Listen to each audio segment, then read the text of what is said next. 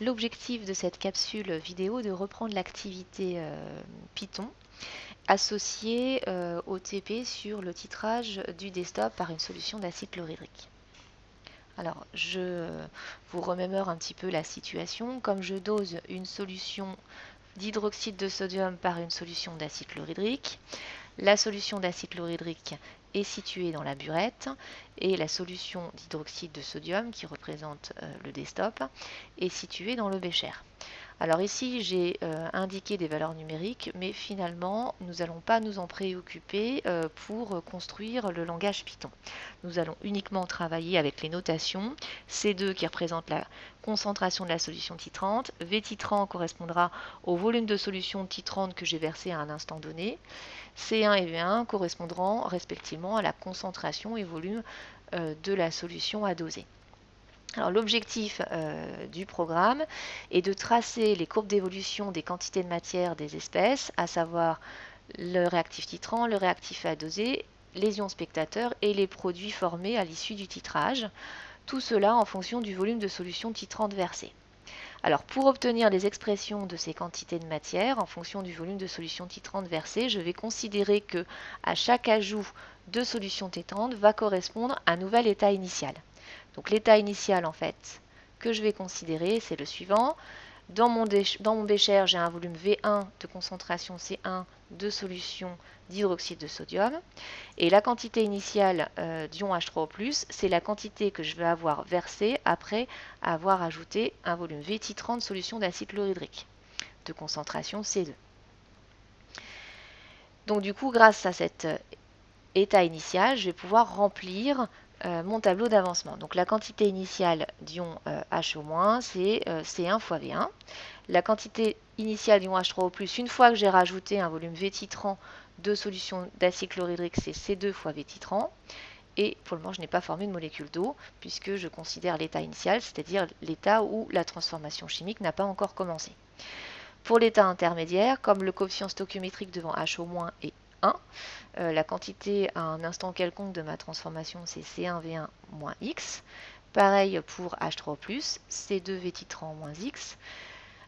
Pour la quantité d'eau formée, comme j'ai 1 mol d'ion H3O+, qui donne 2 mol d'H2O, lorsque je vais avoir 1 mol d'H3O+ qui disparaît, je vais avoir 2 mol d'H2O qui apparaissent. Autrement dit, je vais avoir une quantité qui est égale à 2 fois l'avancement, qui est égale à 2x.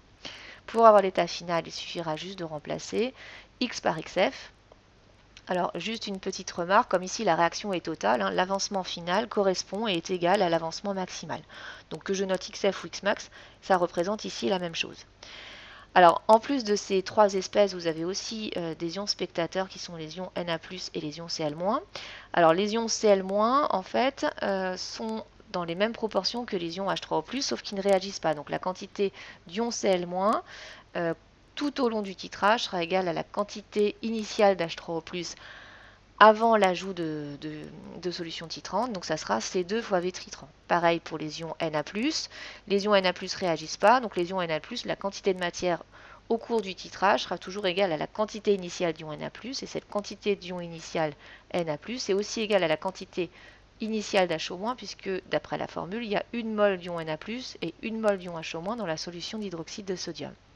Autrement dit, la quantité présente dans le bécher tout le temps en ion Na+, c'est C1 fois V1. Alors, pour exprimer maintenant les quantités de matière à l'état final en fonction du volume titrant, il va falloir considérer deux situations. Avant l'équivalence et après l'équivalence, puisque la situation sera différente suivant qu'on se place avant ou après l'équivalence. Alors, avant l'équivalence, qu'est-ce qui se passe? Avant l'équivalence, quand j'ajoute des ions H3O+, ils réagissent immédiatement et ils sont consommés par les ions HO-. Mais les ions HO- sont en excès, ils sont présents en très grande quantité, et la quantité d'ions H3O+ que je vais ajouter n'est pas suffisante pour consommer l'intégralité des ions HO-, de sorte que les ions H3O+, finalement, constituent le réactif limitant. Donc si H3O+ est le réactif limitant, force et comme la réaction est totale, ça veut dire que la quantité finale d'H3O+ à l'état final est nulle.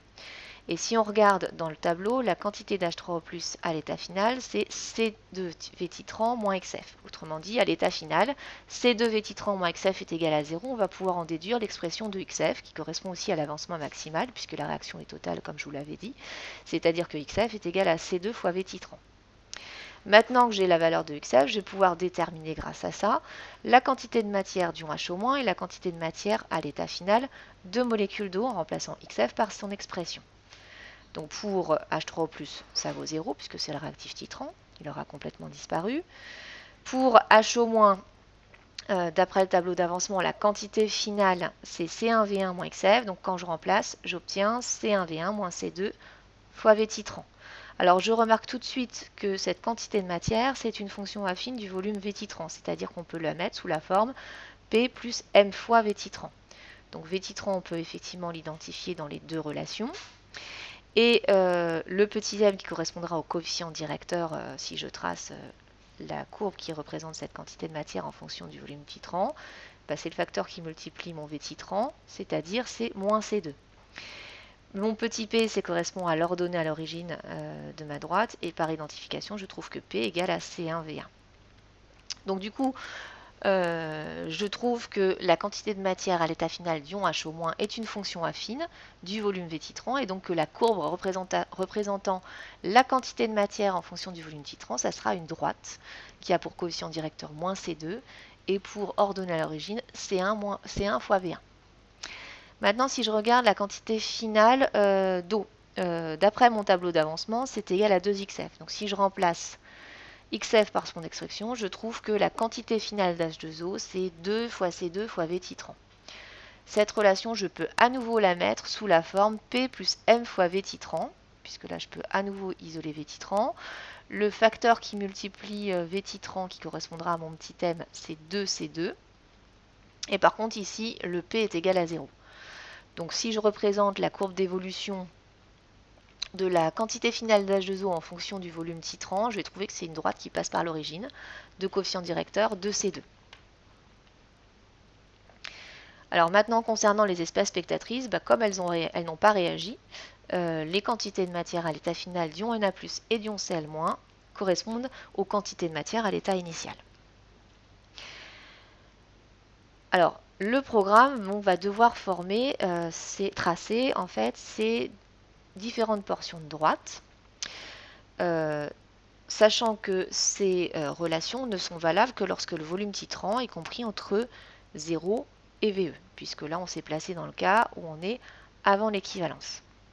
Alors je vais vous représenter, alors ce n'était pas demandé dans l'activité, mais je vais vous représenter en fait les différentes courbes qui vont correspondre à l'évolution des quantités de matière des différentes espèces au cours du titrage. Alors si je considère ici la quantité de matière finale en H3+, je sais que ça vaut 0. Donc si je représente la droite, j'obtiens une portion de droite qui est confondue avec l'axe des abscisses. Si je considère maintenant la quantité finale d'ion H-, j'ai trouvé que c'était une fonction affine du volume titrant, donc j'allais obtenir une droite qui a pour coefficient directeur moins C2, donc c'est une courbe qui va être décroissante, et pour ordonner à l'origine, c'est 1V1, donc je vais obtenir ce type de droite. Maintenant, pour la quantité finale d'H2O, j'ai trouvé aussi que c'était une fonction affine du volume titrant, donc je vais obtenir une droite. Et comme cette fois-ci, l'ordonnée à l'origine est égale à 0, j'obtiens une droite qui passe par l'origine et qui a pour coefficient directeur 2C2. Concernant maintenant la quantité finale d'ion Na+, c'est égal à C1V1, c'est égal à une constante, donc je vais obtenir une droite parallèle à l'axe des abscisses. Et enfin, pour la quantité finale de Cl-, je m'aperçois que c'est une fonction affine du volume V titrant. On s'aperçoit qu'ici petit m est égal à C2 et que petit p est égal à 0. Donc si je trace l'évolution de la quantité de matière de Cl-, je vais obtenir une droite qui passe par l'origine de coefficient directeur C2. Donc pour pouvoir tracer, en fait, pour que le logiciel puisse tracer ces droites, il suffira juste de 2 points. Et en particulier, il va falloir donner au logiciel les coordonnées des extrémités de différentes portions de droite. Donc autrement dit, il va falloir déterminer les valeurs, enfin les expressions des quantités de matière de chacune des espèces lorsque le volume titrant est égal à 0 et lorsque le volume titrant est égal au volume équivalent. Donc si je reprends les expressions, pour H3+, je trouve que lorsque V titrant est égal à 0, bah, ça vaut 0. Et ça sera le cas aussi lorsque V titrant est égal à VE. Pour HO-, donc lorsque V titrant est égal à 0, j'obtiens que la quantité d'H-, c'est juste C1V1. Lorsque V titrant est égal à VE, bah, j'obtiens que ça fait C1V1 moins C2 fois VE. Alors juste une petite remarque, comme là le volume titrant est égal à VE, on s'est placé dans le cas où on atteignait l'équivalence. Or on sait que lorsqu'on a atteint l'équivalence, les réactifs ont été introduits dans les proportions stoichiométriques. Ici, comme l'équation stoichiométrique de la réaction support du titrage était égaux à 1, on trouve comme relation à l'équivalence, que vous aviez marqué dans votre TP, que c'est que la quantité versée à l'équivalence d'ion H3+, est égale à la quantité initiale d'ion HO-. On trouve alors que C2VE est égal à C1V1. Autrement dit ici, que la quantité d'H- à l'état final lorsque le volume titrant est égal au volume équivalent, bah, c'est égal à 0. Pour la quantité de H2O, si je reprends l'expression, donc lorsque V titrant est égal à 0, j'obtiens que la quantité finale est égale à 0, la quantité finale d'H2O est égale à 0. Quand V titrant est égal à VE, bah, je trouve 2C2 fois VE. Pour les quantités de Cl-, donc la quantité de Cl- c'est C2 fois V titrant, donc quand V titrant est égal à 0, bah, je trouve que la quantité finale de Cl- est égale à 0. Et lorsque V titrant est égal à VE, bah, je trouve C2 fois VE. Pour Na+, bah, la quantité d'Na+, n'est pas une fonction du volume titrant, c'est une constante, donc ça voudra dans tous les cas C1 fois V1. Donc voilà, déjà, le logiciel, grâce aux relations que nous avons établies, va pouvoir tracer l'évolution des différentes quantités de matière avant l'équivalence pour un volume titrant qui varie de 0 à VE. Maintenant, il va falloir se placer après l'équivalence. Donc après l'équivalence, cette fois-ci, qu'est-ce qui se passe? Eh bien, tous les ions H- ont disparu. Et du coup, les ions H3+ que je vais rajouter vont s'accumuler. Donc si je prends comme état initial le cas où j'ai donc le volume V1 de 20 ml de concentration C1 en ion Na+, et que je prends également le cas où j'ai rajouté un volume titrant de solution d'acide chlorhydrique supérieur au volume équivalent, cette fois-ci, mon réactif limitant, ça sera les ions HO-. Donc si je regarde mon tableau d'avancement, si la quantité finale d'H- est égale à 0, je trouve que du coup C1V1 moins XF est égal à 0. Et je trouve une nouvelle expression pour l'avancement final, qui n'est pas le même qu'avant l'équivalence, puisque j'ai changé de réactif limitant. Donc maintenant, pour trouver les expressions des quantités de matière après l'équivalence, il suffit juste de remplacer XF par C1 fois V1 dans les expressions données du tableau d'avancement. Donc je trouve que pour H-, bah, ça vaut 0 puisque c'est le réactif limitant. Pour H3O+, bah, d'après le tableau d'avancement, la quantité finale d'H3O+, c'est C2 fois V titrant moins XF. Comme XF égale à C1V1, je trouve que la quantité finale d'H3O+, c'est C2 V titrant moins C1 fois V1. Je trouve à nouveau que c'est une fonction affine du volume V titrant. Si j'isole en fait V titrant, je m'aperçois que le facteur qui multiplie V titrant, c'est C2 cette fois-ci, et que mon petit p, c'est moins C1 fois V1.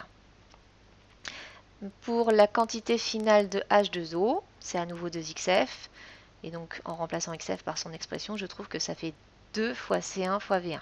Alors là aussi, c'est une fonction affine du volume V titrant, sauf que si vous regardez, comme il n'y a pas de V titrant dans l'expression de la quantité finale d'H2O, bah, je trouve que petit m vaut 0 et que cette fois-ci, par contre, P, c'est la constante, elle vaut 2C1 fois V1. Pour les quantités de matière des ions spectateurs, ça n'a pas changé, puisque ce sont des ions qui ne réagissent pas.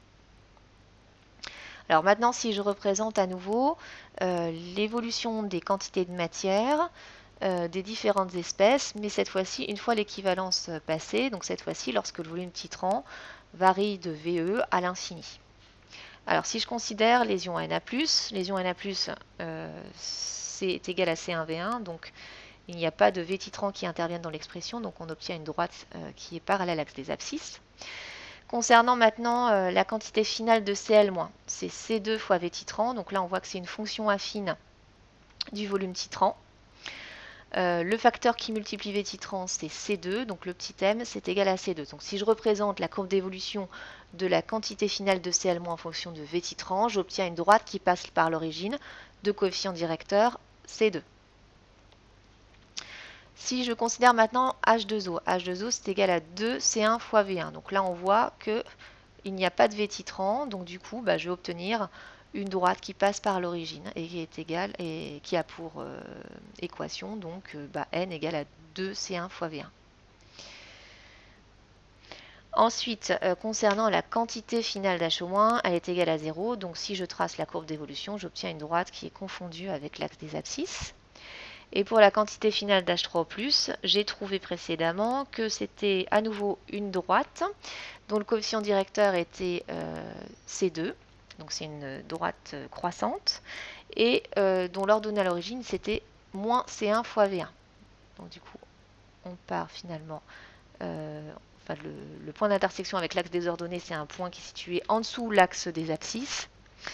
Alors, je sais qu'il passe forcément par 0 parce que je sais que lorsque V est égal à VE, donc lorsqu'on est à l'équivalence, et il n'y avait pas d'ion H3+, donc sa quantité de matière valait 0. Donc c'est pour ça qu'elle passe forcément par ce point. Et j'obtiens cette droite. Donc pareil, pour tracer ces droites, le logiciel Python n'aura besoin que des coordonnées des extrémités de ces portions de droite. Voilà. En l'occurrence, il va falloir déterminer les coordonnées de tous les points rouges qui viennent d'apparaître à l'écran. Pour trouver les coordonnées de ces points, il suffit juste de reprendre les expressions des quantités finales et de prendre pour valeur de V titrant égale le volume équivalent VE et V titrant égale Vmax qui correspondra en fait au volume maximal que l'on peut verser avec la burette, c'est-à-dire 25 ml. Donc les expressions des différentes quantités de matière, lorsque le V titrant est égal au volume équivalent, n'a pas changé par rapport au cas précédent. Donc il suffit de recopier les expressions. Vous pouvez le vérifier, vous retrouverez ces expressions si vous remplacez V titrant par VE. Après, pour obtenir les ordonnées, donc les expressions des quantités finales des différentes espèces lorsque V titrant égale Vmax, il suffit de remplacer dans les différentes expressions V titrant par Vmax. Donc pour H3O+, ça fait C2 fois Vmax moins C1 fois V1. Pour H-, ça vaut toujours 0. Pour la quantité finale d'H2O, ce n'est pas fonction du volume titrant, donc c'est à nouveau 2C2 fois VE ou 2C1 fois V1, c'est comme vous voulez. Ça revient au même. Ensuite, pour la quantité finale de Cl-, c'est C2 fois V titrant, donc du coup c'est C2 fois Vmax. Et pour que la quantité finale d'Na+, comme le volume titrant n'intervient pas, c'est directement C1 fois V1. Donc ça y est, vous avez en fait les coordonnées des différents points qui va délimiter vos portions de droite correspondant aux quantités de matière des différentes espèces après l'équivalence. Donc maintenant, ce qu'il vous reste à faire, c'est à ouvrir le programme et à le compléter. Alors, il n'y a pas grand-chose à compléter. En fait, on vous donne les différentes notations des concentrations, C1, V1, C2, Vmax et V équivalent. Donc dans V équivalent, vous allez noter l'expression du volume équivalent, sachant que vous connaissez la relation entre C1, V1, C2 et V équivalent à l'équivalence. Donc il faut que vous repreniez l'expression, la relation à l'équivalence pour en donner l'expression. Donc vous ferez juste attention de bien respecter les notations de C1, V1, C2.